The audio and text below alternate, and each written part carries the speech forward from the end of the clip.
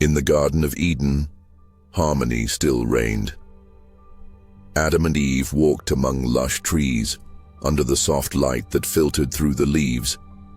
The ground was fertile, the sky clear, and the silence of the place was filled only with the sounds of life, the singing of birds, the flowing of rivers, the wind whispering ancient wisdom. But even in paradise, there was tension, a silent, almost imperceptible tension. In the center of the garden stood the tree of the knowledge of good and evil. It bore no visible threat. Its fruits didn't look poisonous. God's prohibition wasn't shouted, just a firm command. You shall not eat from it.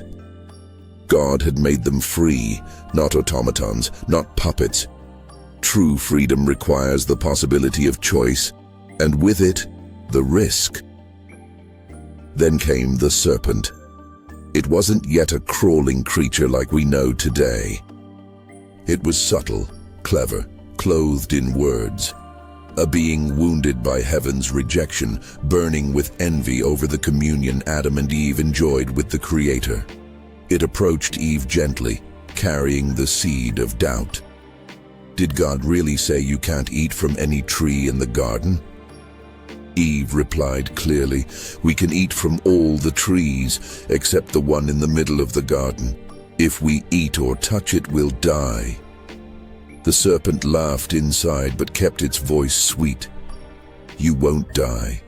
God knows that on the day you eat from it, your eyes will be opened. You'll be like God, knowing good and evil.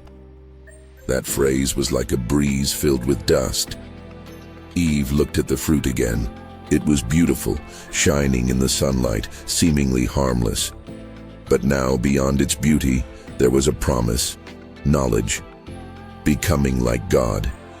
The desire didn't come from open rebellion. It came as curiosity, a longing for more, for freedom beyond the limits. She picked the fruit. She ate. She offered it to Adam, and he ate as well. And then everything changed. The silence of Eden was broken by something new. A feeling they had never known, shame. They looked at each other and saw themselves naked. No longer the innocence of the beginning, but exposure, fragility, the loss of purity. They tried to cover themselves with leaves. They tried to hide from God's gaze. But how can one hide from the one who sees all? In the cool of the evening, God came to the garden. He called out to Adam, "Where are you?" It wasn't a geographical question. It was spiritual. God knew where Adam was, but he wanted Adam to realize how far he had fallen. Adam answered, "I heard your voice and was afraid because I was naked. So I hid." Fear, a new word in the human vocabulary. "Who told you that you were naked?" God asked. "Did you eat from the tree I commanded you not to?" Adam hesitated, then deflected. "The woman you gave me, she gave me the fruit, and I ate it." Eve, in turn, blamed the serpent. And so began the cycle. Sin, shame, justification. Then God declared the consequences. To the serpent, humiliation and the promise of enmity with the woman and her offspring. To the woman, pain in childbirth and tension in the relationship with the man. To the man, the burden of work, the sweat of struggle, the return to dust. But even in the sentence, there was hope. God spoke of an offspring who would crush the serpent's head, a distant echo of the redemption to come. God, in an act of compassion, made garments of skin for Adam and Eve, the first recorded death, an innocent animal to cover human shame, a symbol of what would come much later, blood-covering guilt. And so God expelled them from Eden, not out of cruelty, but for protection, so that they wouldn't eat from the tree of life in their fallen state. so that redemption could come. Outside, the earth was different. Thorns grew, the soil resisted, the wind was colder, the world was harsher. But there, outside the garden, the story as we know it began. Humanity seeking a return to God's presence. Adam and Eve learned to live with the weight of their choice.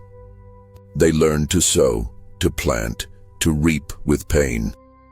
And they also learned to become parents. Their first son was born. Adam named him Cain.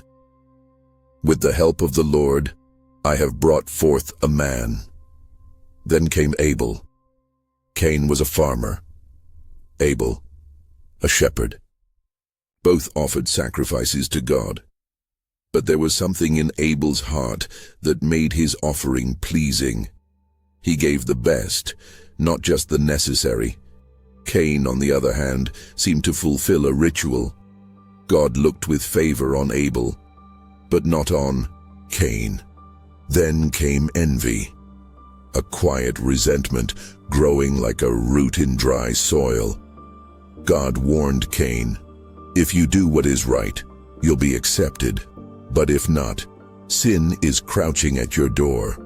It desires to have you, but you must master it." But Cain did not listen. He called his brother out to the field, and there, with the same hands that once worked the soil, he took his life.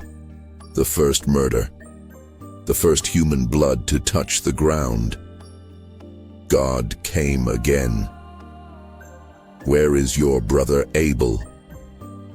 "I don't know," Cain replied. "Am I my brother's keeper?" But God already knew, and Abel's blood cried out from the earth. Cain was cursed. The land would no longer yield for him. He would become a wanderer, a fugitive. Even so, God placed a mark on him, a limit to vengeance. Even in the face of sin, there was still mercy.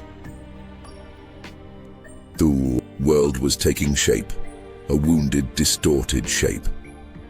The innocence of Eden was lost, but God's presence had not vanished. He still spoke, still warned, still protected. And so the days went on.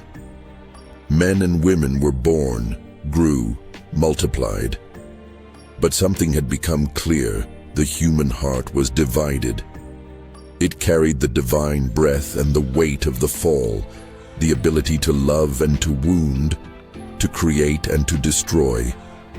It was the beginning of humanity's journey toward reconciliation with its Creator. Eden had been left behind, but the promise had not.